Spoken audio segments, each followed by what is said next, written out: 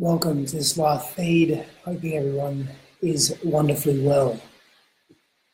This evening is a pertinent subject matter and something that is definitely close to my heart in many respects, and something that can be often quite challenging and difficult to deal with in so many respects for couples in particular, of course. So as you're coming on, wonderful people, please let me know that you're here by placing a number 1 in the comment box. Let me know that you're here. And hi Vanessa. Number 1 in the comment box and a little emoticon. Let me know how you're feeling this evening. It'd be wonderful, so that I know that you're here and that we can interact. And of course, if you're new, if you're new to these live feeds, please place new in the comment box so that the tribe and the community can welcome you, and that would be absolutely wonderful. I can see some people coming on now. It's beautiful. Thank you. So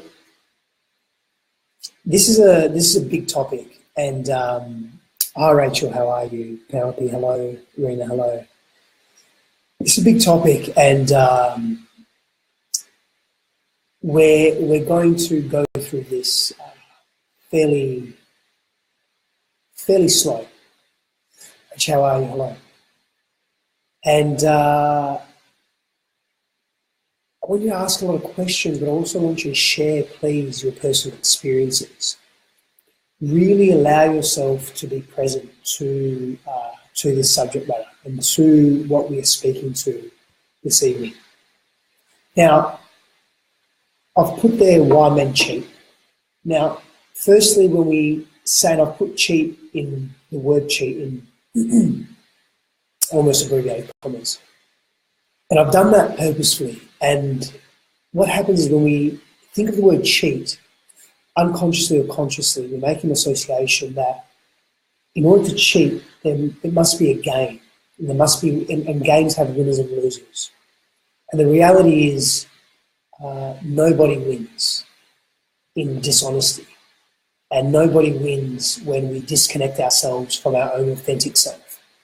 And nobody wins per se when we are experiencing deep fear and when we come from that deep fear.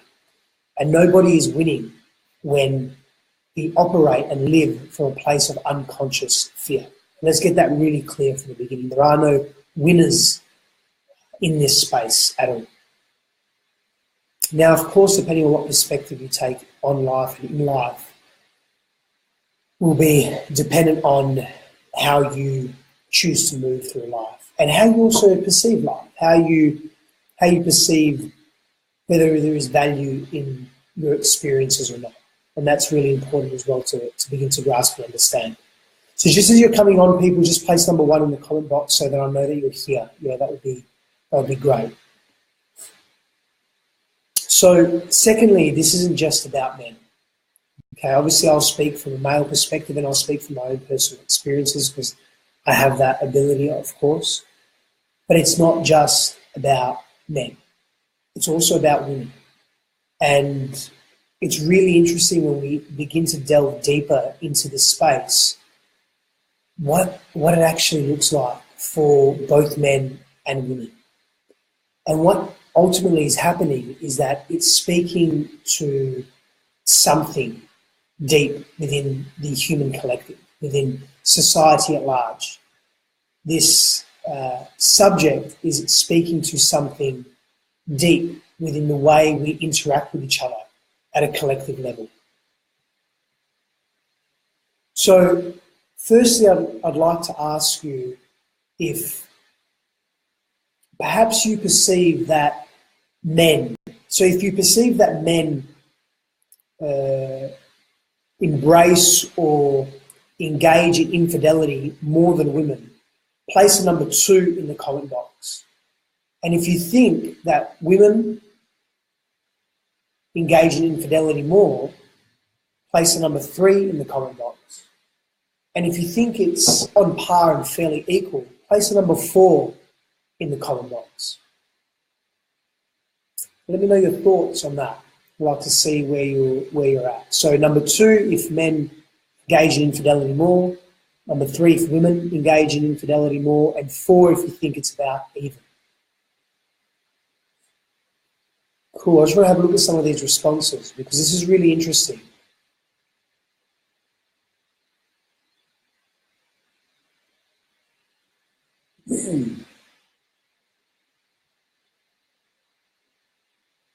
Cool. Thank you, Aleki. Cool. So the majority of people thus far that are responsive, being responsive, Jasmine, absolutely. It is for different reasons, very different reasons, and we'll go into that as well. We'll go into the cultural reasons of that. We'll go into the biological reasons of that as well. Cool. Thank you, Rach. Thank you for sharing. Okay, so there's some number 2s there, no number 3s, but quite a few number 4s, which is fairly level, fairly even. So what research or statistics show, and this is a very ambiguous subject matter, of course, and it's very difficult because people will refrain from being completely honest, especially if they're being asked about being dishonest. So it's something to be said for that, of course, depending on where they are in their own personal evolution, of course, that needs to be taken into account, their own personal growth and the way they relate to each other and the way they relate to certain ideas and behaviours and so forth. So research demonstrates that it's fairly even. That's what research shows, and it's cross-cultural, and it's fairly longitudinal compared to where it has been. And there are various studies that demonstrate this. But again, the accuracy of this, it's difficult. It's really difficult to gauge. But we all know it exists. Right? We all feel it to some degree, whether it's a friend, whether it's a personal experience, whether we've come from a place that we have been that person that has engaged in infidelity or has been on the receiving end of that. And remember, this live feed is not about men only. And this live feed is not about winning and losing, because again, really, really clear on this. There are no winners in this space. Not when you're going through that turmoil. And we're going to really unpack some of the why behind why this occurs. Some of the why. Because when we look back throughout history, again, from a qualitative perspective, not that there's any hard and fast figures or statistics or anything like that, because there's not. But it has been more common for men to engage in infidelity than women. So one theory states, and this is really interesting, and I'm still trying to figure this out myself, and please share with me what your thoughts are here, whether you agree or not. You can just type agree or disagree in the comment box. That as women are becoming more affluent and becoming more financially independent, their level as a collective of infidelity is rising. As they are gaining more access to resources, more access to material wealth, this diversity symbolises freedom and it symbolises independence and power. And these are value sets that a conditioned patriarchal system adheres to or holds very, very dear to its heart. So what we're noticing is that females are becoming more patriarchal in their value expressions as well. So that's a fairly new theory that's out there. That's interesting. Tell me what your thoughts are there, whether you agree or disagree. Just type agree in the comment box or disagree in the comment box, and perhaps even why. Let's open up that discussion, because this is interesting. Because again, if we go back the last couple of 100 years, the last 50 years, even the last 100 years, last 25 years, the perception is that it's far more common for men to engage in infidelity than women. In fact, it's almost unheard of for women to do that. But now, coming into the 2000s, coming into the last 5 to 10 years, that's changing dramatically. So I'm getting some comments here that are saying agree. Wonderful. Type your comments, but also share your feelings around that. Share your why behind why you agree. It would be interesting to know, especially the beautiful women out there, your perception on that and how that's also affecting you. How are you being driven by by a change, a slow change, and it needs to be faster, but in terms of equity and material wealth distribution and the way women are viewed in society and so forth. How is that affecting you? It's really interested to know that. Jasmine says, yes, but women are regaining their sexual power. Jasmine, if you could, and I know we've had various conversations, but Jasmine, if you could speak more openly to this for the community that's watching and that's here as well, that would be so good. That would be amazing and wonderful. Maybe if you can elaborate on that, again, through your own personal experiences, but through your vantage point and perspective that you hold on this. So let me speak a little bit to why men and women engage in infidelity differently. So when we look at the expressions of infidelity, when we look at the expressive nature of how we engage in this space, it really demonstrates there's a difference in how men behave and react in this space and how women behave and react. And women will come from a more emotional space. And what that means is they're pursuing that craving, that oxytocin. So from an evolutionary perspective, yeah, this makes sense. I'll just speak to an evolutionary perspective for a moment, yeah? Jackie, how are you? Men will act from a more detached space. This is more aligned with testosterone, which is a dominant and prominent hormone in males, and drives much of our emotional behaviour and our socialised behaviour as well. This makes some sense when we're looking at statistics around websites such as, I can't remember what it's called now, I've got a mental block, Ashley Madison. These types of websites where it's believed that 90+% of the participants are male because they want very quick, detached, disconnected sexual engagement. Now, when we throw pornography into the mix as well, and I'll come back to pornography later on actually, but this also complicates the way men view their own sexuality and view sexuality in reference to women.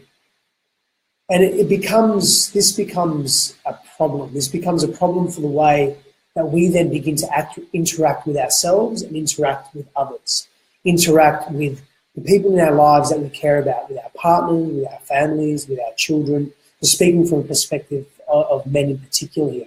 Because the more we engage in detached, disconnected activity, the more that disconnection and detachment shows up in our lives, in every area of life. Give me number 5 in the comment box if you can resonate with that. That's a really important point, because what's happening is that we are propagating a behaviour in one area of life that we're really dominated by, so our sexual centre, which is we have an unhealthy expression of our sexual centre out in society and with ourselves. And then that is influencing and impacting every area of our lives. I have 9 areas of life. I have a 9-area of life model. So there's this physical, which includes sexuality. There's emotional, psychological, and spiritual, which are the 4 bodies of the human person. Then there's social, family.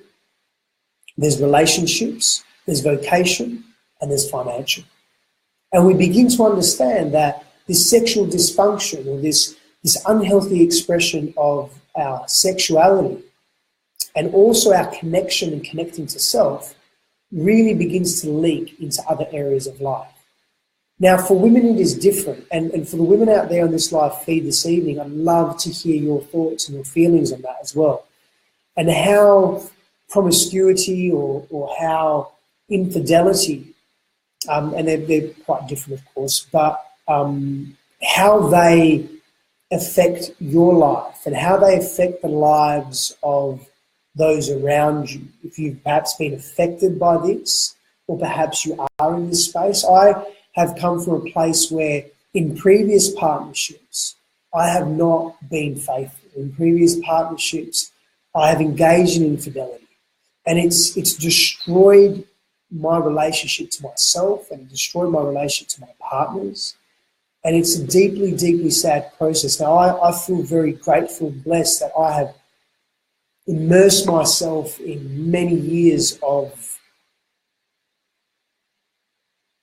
what's the right term, of creating a harmony and a balance within myself to really understand who I am and to really understand my actions and my behaviours and where they have come from.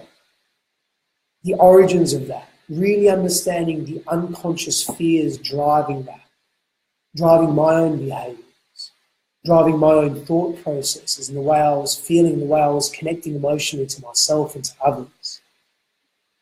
And that's a long journey, and it's deeply confronting and it's deeply painful. And then sometimes you make a decision where the pain of confronting your demons and your shadow, aspects of your shadow, are far more important than remaining in the pain and the disharmony and the disconnection and the disassociation with self and living in really a falsehood, living in a fallacy, living in a facade, and living in fracture and fragmentation. It's just not worth it. So we begin to relate to ourselves very differently.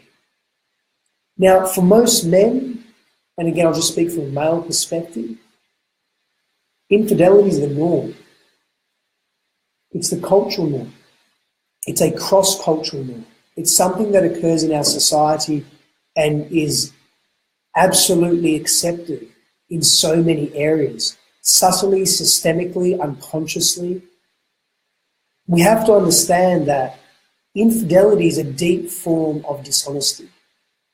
And it's a deep form of misalignment with self, primarily. Because we're not cultivating the courage and the honesty and the loyalty for self to be truthful, to be apparent, to be upfront, to embrace the fullness of who we are. See, I lived a long time, the vast majority of my life, in disharmony and in the shadow. I was living in shadows. I was operating from shadows. I was being destroyed and eaten up by my shadow. It was affecting me and my relationships tremendously. Now, if you've lived in that space before, if you've been in that space before, where you've lived in your shadows, speak to them. Let us know. How has that affected you? How have you moved through that? What coping strategies, tools have you developed? I want to answer some questions here, yeah? So Emma says, can I ask you why you wouldn't want to remain single, why be unfaithful? Is it just a case of wanting your cake and eating it, so to speak? I'm asking as I've been on the receiving end myself. Thank you for asking, Emma. It's far deeper than that for me. For some people, maybe it is that analogy of having your cake and eating it too. And I'm going to address that very shortly, but it comes from a number of different fears and formative year conditioning and exposure to certain cultural constructs and values that really were left unchecked. And there's no excuses for that. So let me be really clear about something else as well. When we go into the why of infidelity and we begin to examine and explore that, they're not excuses. They're simply reasons for behaviour. But we all are empowered enough to make choices with respect to where we go. But Emma, our lives are very complex at times. We're complex beings and we are layered beings, multi-layered, multi-dimensional beings. And if we don't really go deep into self, we begin to suffer. So when anyone needs their ego fed, generally it's coming from a place of very low self-worth, very low self-value. So it's easy for us to say you're stuck in your ego, or that's an ego thing, or you're coming from a place of superficiality and ego. And that can absolutely be true in a very big part of it, definitely. And on the surface, and one aspect of expression and being, that is what it is about. But when you unpack that and delayer that, and that's what needs to happen, is it becomes far more than just ego. it becomes about one's relationship to self, their self-esteem, their belief in self, their self-worth, and how values, externalized, pressurized values, are integrated into that as well. So it becomes, no, that's okay. No, it's no problem. This is part of ownership. This is part of moving through the various stages of grieving as well. Because what happens is we grieve old aspects of self. And I've gone through this, so I can speak very openly to this. It's okay. And in fact, it's necessary, because from a place of integrity, I very much value vulnerability. I believe vulnerability is a pathway towards enlightenment and towards expansion and growth of self, and also bonding and connecting us in relationship and enhancing the quality of our relationship. So this is all of us here being vulnerable and open. I really appreciate that. So, of course, I wish to exemplify that as well. And also share that truth. Corey says it has been recently that I've explored my shadow self and understood why I love the way I did. Infidelity was a search for something that could not be fulfilled, a fear and a lack of understanding about love and how to relate to love, perhaps, or how to relate to self. Can't see the rest of that, Corey, but thank you for sharing, brother.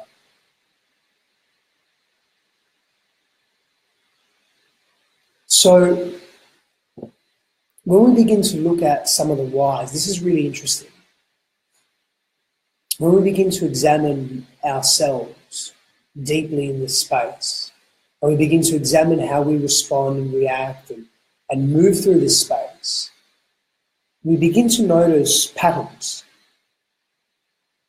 So I'll go through some of the whys now, and we'll just continue to explore this. So firstly, there are a number of fears, and it varies for every individual. This is not a general, broad brushstrokes understanding of why we engage in infidelity. The reasons can be so varied. But we're also relational beings, and we share certain traits, we share certain characteristics, we share certain expressive faculties. And in this expression, we share who we are. We share our collective nature, so to speak, or our collective condition. So one of the deep fears that we experience, especially men, because this is one of their biggest fears, is a fear of abandonment. Excuse me.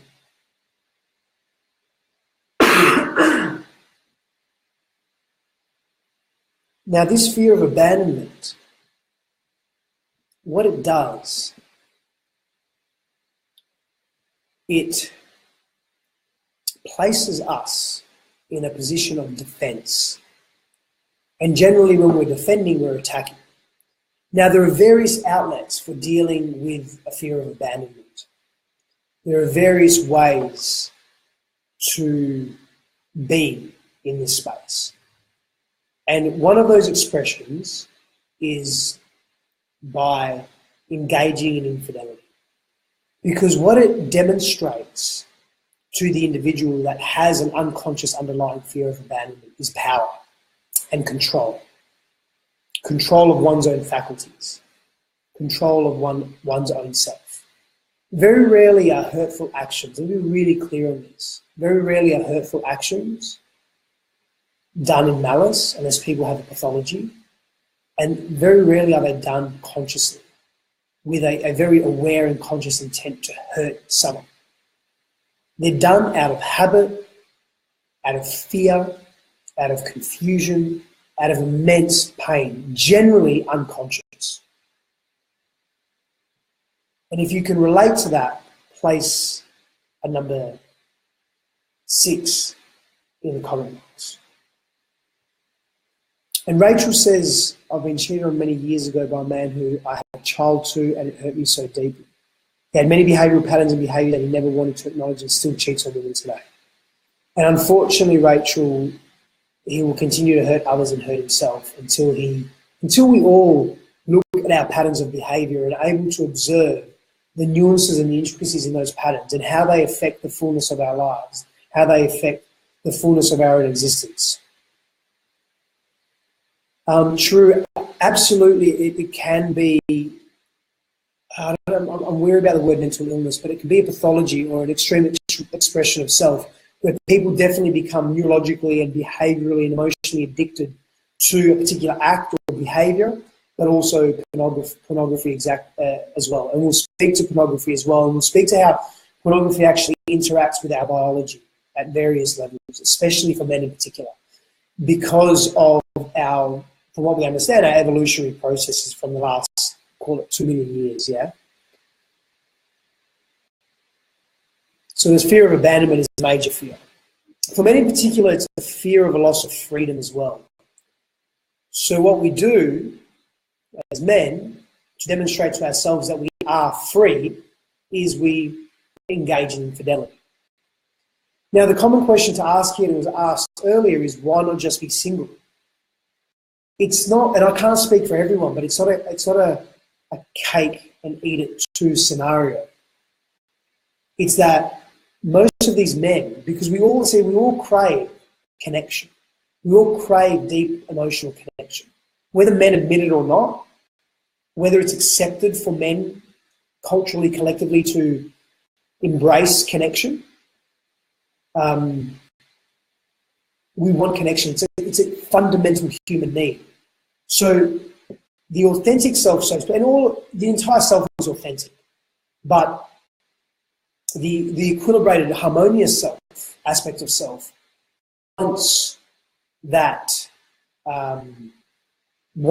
connection. And then as we draw closer to being deeper connected, we make an association with that connection that our freedom will be taken away from us. If our freedom is taken away from us, we're losing in life. And we literally become constricted in self. We literally begin to suffocate, physically and emotionally. It affects us. I know when I look back at my own behaviours, I very much experience this on various levels. And I want to speak to a comment here. Jasmine said, men often cheat to stay in marriage. Women often cheat in marriage to leave the relationship. Really valid point in terms of collective behaviours, Jasmine. Not always, but this is well documented, absolutely. And I very much agree with that as well. And there's a documentary that I haven't seen this one, so thank you, Jasmine. Ascentofwoman.com is a highly informative documentary series on how women have been disempowered sexually and culturally throughout the ages. Jasmine, thank you so much for that. People, ascentofwoman.com. I'll be watching that for sure. Thank you, Jasmine. Deeply appreciate that. Get number 7 for Jasmine, please. That's that documentary looks very interesting. Thank you. I've actually heard of that before as well. And why haven't I watched it yet? I'm going to watch it soon.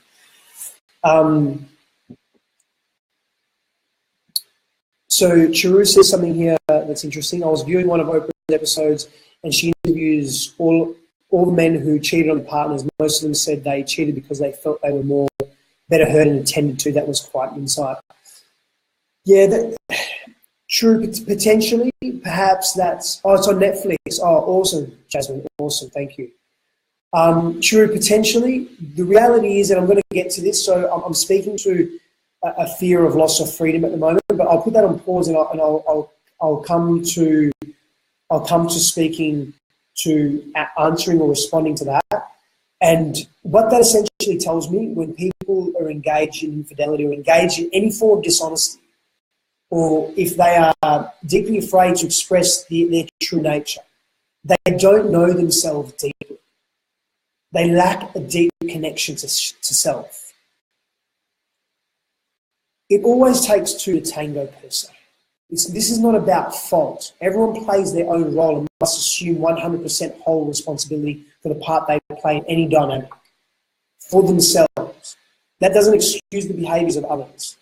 And if you listen to that really carefully, what it says is that if there's a woman that's engaged in infidelity in a relationship, she needs to take control for that.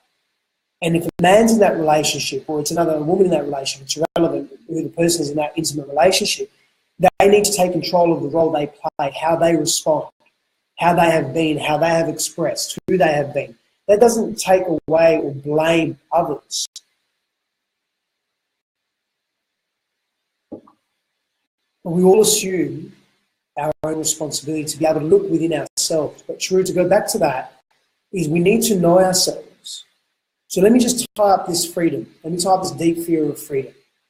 Because freedom is, again, another fundamental core human need that we require in order to feel safe in life and to feel deeply connected. I'm sorry that the video is freezing and the sound is freezing as well. Apologies for that. Sorry. I've got a fairly fast, well, I think I've got a fairly fast internet on as well. So I think it's because it's coming from my computer screen. I'll go back to doing these from my phone. I think that will be a better option as well. So apologies for that. But this fear of freedom, if we don't begin to redefine what freedom means for us, especially as men, so many men feel that if they are in a relationship, they're trapped. They are locked down. The old saying, ball and chain. These statements, these sayings, these I've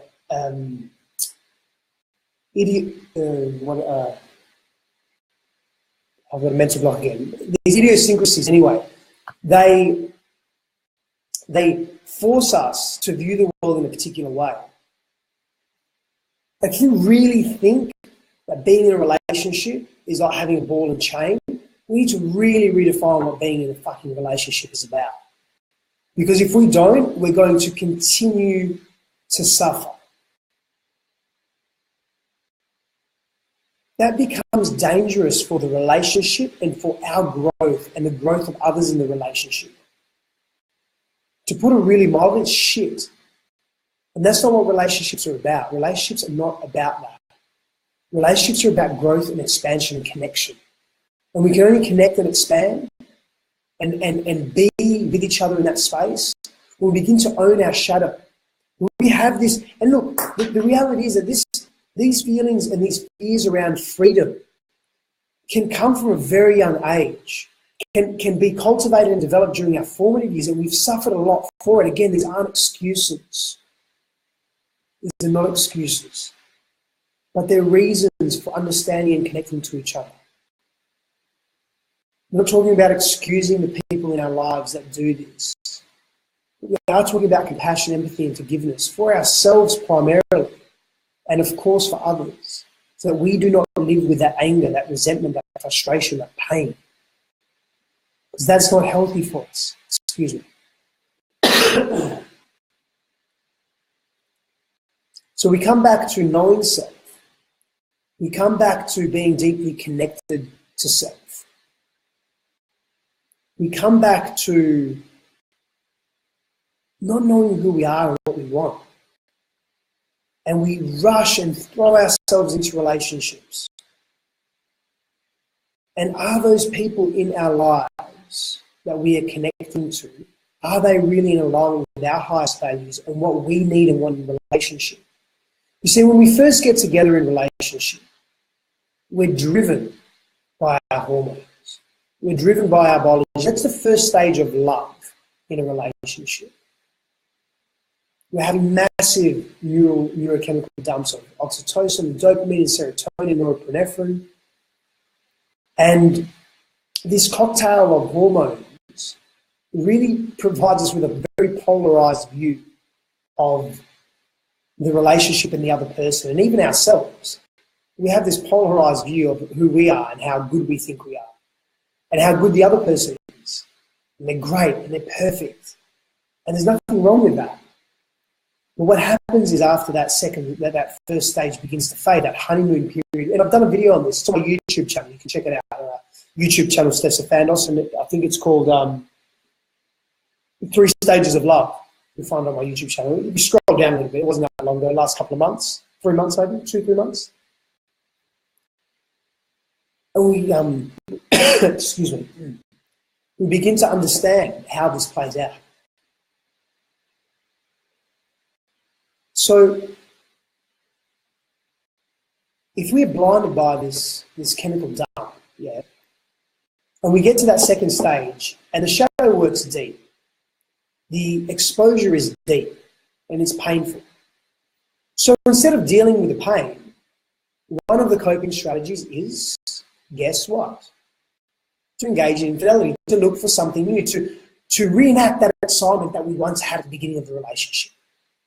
That flood of oxytocin, that flood of dopamine, serotonin, norepinephrine, that cocktail, that's oppressive as well. That cocktail of hormones, because they're addictive. And we'll speak to this again in a moment, and we'll relate this to pornography in a sec too. Are you one of those people? This is a really big question. Because I looked at this within myself and said, am I one of those people that is addicted to the first stage of love? And the answer, not fully, but in part, was yes. Addicted to that honeymoon period, addicted to that neurochemical dump. As I've grown, as I've expanded, as I've matured, as I've done such deep work, I am now excited about the second stage, around the exposure of the shadow self, around cultivating that intimacy, because there's so many different levels of intimacy as well. I'll do a video, I'll do a live feed on the different layers and levels of intimacy in life, and we'll speak to all of them. But there's so many different levels of intimacy. Now I thrive on that connection through intimacy. In that second stage where we're challenged, where we're exposing ourselves, where deep love can really grow and flourish in the most profound of ways. And I've experienced that because I've done that with myself. We have to be this person for ourselves, or we have to be this person for who we are. First and foremost, that's our greatest power.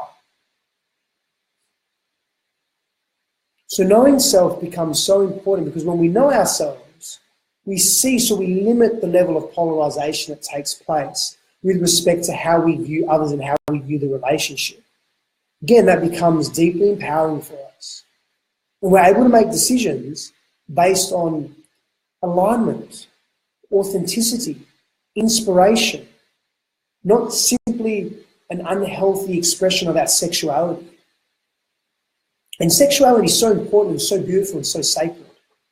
And it needs to be, because it's an integral part of who we are as human beings. You know, I watched a beautiful movie last night whilst I was it last night or the night before? Sorry, Sunday. Whilst I was just doing some work on my computer. It's an old movie that I was really fond of when I was younger. And some of you may have heard of it. It's not a very popular movie, but Antonetta, because facing the shadows is one of the most difficult, challenging, if not the most challenging and profound experiences to engage in. And it's a lifelong journey. And we live in such a quick fix society, fast-paced society, immediate gratification society, where working with the shadow is just not really understood and known. And this movie, it's called Enemy Mine. It has a Louis Gossett Jr. and Dennis Quaid. And it's like in the early 80s. I used to watch it when I was younger, religiously. I used to love it. But it's a deeply philosophical movie. Enemy Mine. Enemy Mine is the movie. But anyway, so it's this alien who's Louis Gossett Jr. and Dennis Quaid, who plays a human being, gets stranded on this planet. It's a bit of a space movie, yeah? And the alien's asexual, so basically doesn't need another woman or a man to reproduce. They reproduce naturally. They reproduce on their own. And he says something to Dennis Quaid, and I can't remember what it was verbatim, but it's along these lines. Of course, you humans are so disconnected from each other. You're split, and you require each other to create, procreate, and create wholeness, essentially. And what he was getting at, was that his species is whole within themselves. This is really interesting, because when we're speaking to knowing self, when we're speaking to understanding who we are as people, It's essential that we embrace the shadow, because the shadow contributes to our wholeness. When we negate that, we forget that. We lose that, and we ignore and deny that aspect of ourselves. Another major fear is fear of seeing self. So we engage in infidelity because if we spend too much deep intimacy or intimate time with one individual, we begin to be seen for the fullness of who we are. It's said it takes a good 7 to 8 years to really know someone, to see the various faces of who they are. And under intense or extreme circumstances, you can fast track that, of course, because generally deep challenge and intense circumstances will bring that out in people, will bring out the various aspects and expressions and faces of self. But fear of seeing self, fear of actually, because we see ourselves in each other, we see ourselves in the other. And we unconsciously know this. Most people can't articulate it, but we know this. And in relationships, especially intimate, erotic relationship, we are deeply exposed, we are vulnerable. And men in particular fucking do not like being vulnerable. We are hammered. It is hammered into us, it is drilled into us from a very young age that being vulnerable is weak. Being vulnerable is not acceptable. Expressing self, one's emotions, one's true open self, no way, no way. That's right, Jasmine, that's where the 7-year itch comes from as well. Start to make these links. Because at that point, we're scared, we're super scared of being seen for who we are. Because we don't accept ourselves, we don't love ourselves. We don't think or deem ourselves to be worthy, we don't feel worthy, we don't believe in ourselves, we don't understand ourselves, we don't connect to ourselves. We have a fear of seeing the fullness of who we are, because seeing the fullness of who we are is also seeing the ugly side, the dark side, the negative side. The negative is not bad, but we've made this association that negative, the negative side of self, the dark side of self is bad. It's not bad. It's beautiful. And guys, if you're just coming on and you're new to the live feeds, place new in the comment box, please, so we know that you're here and the tribe can welcome you. If it's your first time on this live feed or any live feed of mine. And of course, if you're just coming on, place number 1 in the comment box so that I know that you're here as well. Now, we live in a digital age, and in this digital age, we have such fast-paced accessibility. We have such fast-paced access to anything and everything that we want and need. And with respect to pornography, what's happening is, see, just from an evolutionary perspective, when men, Craig, welcome, brother. Welcome back, by the way, as well. I'm going to message you later on. From an evolutionary perspective, and men would obviously pursue, they'd be driven very much by testosterone and, of course, the necessity to procreate and leave their genetic line, yeah? And, of course, to some degree in their own way, women have also been this and done this. They've just done it in different ways. But from this perspective, what's happening is if you go back, 1 million, 2 million years ago, a few 100,000, a couple of 100,000 years ago, there were very few people on the planet. So the dopamine hit, the intense dopamine hit associated with finding a mate or a partner and then procreating and engaging in sex was very limited. Now with pornography, we can have access to that 24/7, 24 hours a day, every day. Now what that does is we have a continual dopamine hit. We begin to disrespect and we begin to devalue the process of our sexual orientation, our sexual expression. And what also happens is that dopamine becomes addictive. So at some point, the pornography wears thin and we want the real thing. We want to physically engage, whether we're in a relationship or not. And we're so overpowered by these hormones and these emotions and the association that we make with these emotions, with this dopamine hit. Now, again, we're really clear on this. This isn't about excuses. This is about understanding our behavior so that we can transmute and transform our behavior into behaviour that is in alignment with our core authentic selves, with our truth, that is in alignment with moral standards such as honesty, openness. If you wish to be in an open relationship, you speak that. If you wish to be connected, if you wish to be or have multiple partners, then you speak to that. And if it suits your partner, then great. And if not, then everyone has an opportunity to move on. One of the deepest pain points that I've experienced and the remorse that I have was not giving previous partners an opportunity to say yes or no, because I was hiding and lurking and moving in shadows. And so many men do this. So many women do this as well. So many of us do this.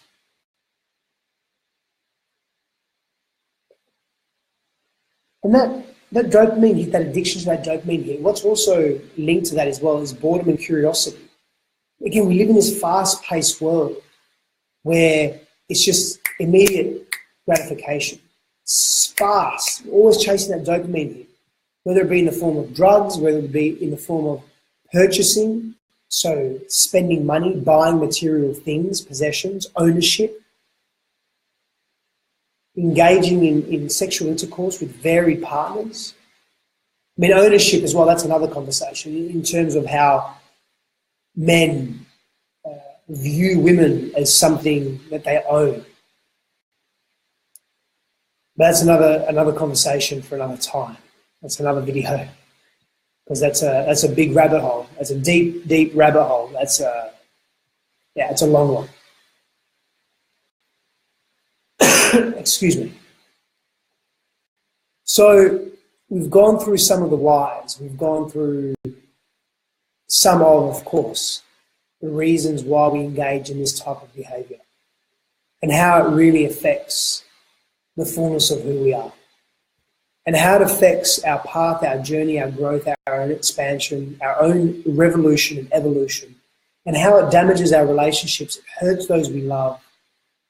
There's no winners in this game. It's not a game. Children suffer, women suffer, men suffer, people suffer. And yes, Emma, there are underlying issues to these addictions, and it's usually us being in avoidance, being in deep avoidance of something embedded within the shadow that we need to look at. It varies and it differs for everybody. But this is about knowing self. This is about being truthful and honest to self and speaking and expressing and verbalizing, just communicating your truth without fear of judgment. By eliminating that, by knowing that you speaking your truth, you being in your truth is more powerful than you holding or withholding your truth and hurting others and yourself in the shadow, and resting in that space and living in that space becomes very dangerous. It's a dangerous game to play. A couple of things, beautiful people. Firstly, going to be conducting these live feeds from my business page, which is Sifandos Relational Alchemist. Not right away, in the next month or so, so plenty of time to make the transition. I'm going to make the transition to the business page, yeah? And begin to take the live feeds from there in the next month or two. I'll keep reminding everybody that's regular on here as well, as I really appreciate your support and, of course, your interaction, your wisdom, your sharing. It's just beautiful. It's so amazing. We'll be doing more webinars and live feeds, and we'll be doing that in a platform. It's really, really exciting. A platform that I'll be launching next year in January, February, but hopefully January. And this platform is this. I don't actually have a name for it yet, so I'm just going to call it a platform for now. But it's going to be an awesome platform with so many amazing features where, as a community, we can really get involved on various levels, and more on that to come. But I'm going to be running a lot of the live feeds and the webinar from that, and that's a membership access, yeah. But that's going to be really cool. It's going to be super cool.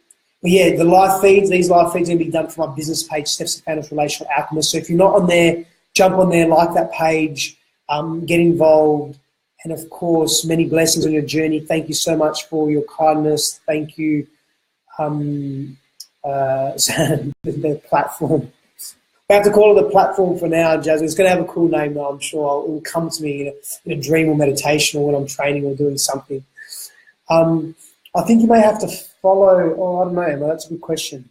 You have to opt in for it to receive notifications, Emma, I believe. I think that could be it on the business page. Cool. Thank you so much for all of your beautiful messages. Thank you so much for your interaction, your wisdom, your sharing, your personal experiences. Thank you so much for being present. Emma, is that because you don't post from that page? I do actually post from that page, and I have a tool that I'll use that posts my live feeds in real time on that page, but I'm going to switch that around. So I'll be posting primarily from the business page, so everything will be done from there. So it'll be cool, but in the next month or two, no rush. I'll let everybody know. For the interim, we continue here, yeah? But many blessings on your journey, and if you have any questions, keep them coming on this feed. Thank you so much for your lovely thoughts and comments, and many blessings again on your journey. And any questions, type them here. And if you believe in this video and if you think this can help or be of service to someone or anyone, share the video. Share the video on your page, share the video on their page, private message them, just share. Share the love. Good night. Good morning, good afternoon, wherever you are in the world. Thank you.